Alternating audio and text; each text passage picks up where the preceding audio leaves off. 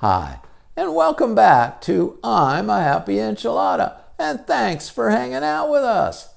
If it's your first time with us, please hit subscribe. We want to ensure you don't miss a single future episode of Enchilada. Now, I'm Don Culver, and I'll be your host. And today, we have an interesting topic. It's, are you using your gifts and talents? Oh, I really enjoyed researching this topic.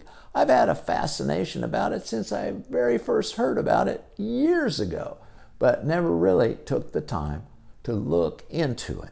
It's safe to say I had just gone on my assumptions about its meaning, and today's research showed me I was sort of close, but no cigar. So let me share with you what I found out. First of all, let's look at the definition of gifts and talents in our lives. Gifts are described as spiritual gifts that are received by believers from God. And talents are described as natural talents inherited from parents, therefore having a genetic component. Well, I have to be honest, I wasn't real clear on that before, but I am now. How about you? So let's look at the difference between spiritual gifts and natural talents, starting with spiritual gifts. Gifts are supernatural and received from God. Gifts are received at the time of new birth. Gifts are possessed by only saved people. Gifts are given by God for the outworking of God's life. Gifts need to be exercised, and this can only happen as the believer stays spiritually healthy and grows. The proper exercise of spiritual gifts requires spiritual growth and maturity. Now, let's take a look at natural talents. Well, talents are natural. Talents are inherited from one's parents and ultimately from Adam. Talents are received at birth. They are natural endowments. Talents are possessed by both saved people and unsaved people. Some of the most recognized talents are musical ability, artistic ability, athletic ability, mathematical ability, and many more, including writers, actors, filmmakers, and who knows, maybe even a podcaster.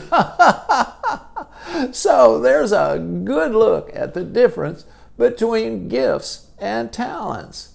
And whether you're a believer or not, you have special abilities that can propel you forward in your career and life if you have the awareness and desire to look for and develop them for your advantage. If you know what they are and are using them to your advantage already, whoa, good for you. You're ahead of the game and probably receiving a great deal of satisfaction and success in your career and overall life. So, how do we go about searching and discovering our gifts and talents? Well, there are plenty of aptitude tests one can take to get an idea where they might be most happy and where their gifts and talents might be best used. I suggest look online for some free information that can help you get started.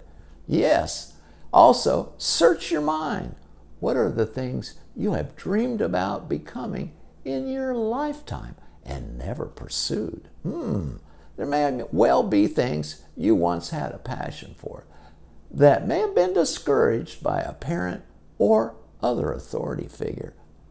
Pull them from the ashes and have another look, will you? I know about that. I had a parent that tried to crush the person I was as a child and remake me into a similar version of themselves. It didn't end well, and it took me a very long time to make sense of it and overcome. But I did, and a bright new world emerged. Also, be open to trying new things, taking some risk, and learn more about yourself. Well, that's all I've got. So, until next time, God bless and be a happy enchilada. Bye.